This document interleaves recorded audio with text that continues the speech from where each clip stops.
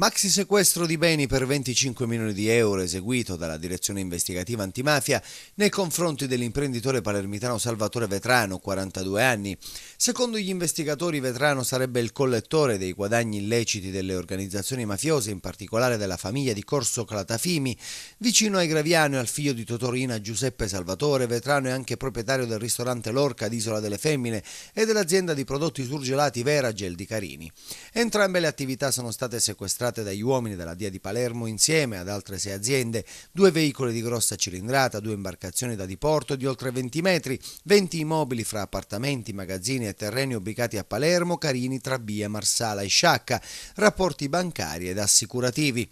Il sequestro è stato richiesto dal direttore della DIA Arturo De Felice e disposto dal Tribunale di Palermo, sezione misure di prevenzione.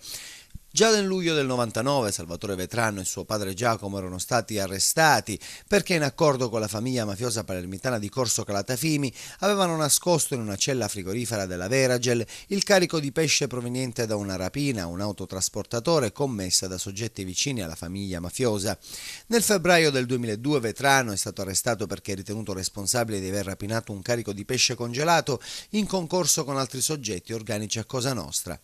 Nel giugno 2012 è stato arrestato per il tentato omicidio dell'imprenditore Giuseppe Toi, avvenuto il 18 maggio dello scorso anno, Isola delle Femmine. La DIA ha anche appurato la vicinanza di Vetrano a personaggi del calibro di Giuseppe Salvatore Riina, come detto, e del suo amico d'infanzia Gianfranco Puccio, coinvolto in varie inchieste, fra cui l'operazione New Generation sui giovani corleonesi emergenti. Secondo il Tribunale di Palermo e la DIA, le imprese di Vetrano erano al centro di un virtuale crocevia fra attività illegale e legale, una scalata imprenditoriale, affermano gli investigatori, che si inserisce nella commistione di interessi tra attività di imprese e attività mafiosa, traendo in un settore strategico del circuito dell'economia legale sostegno, consenso e visibilità.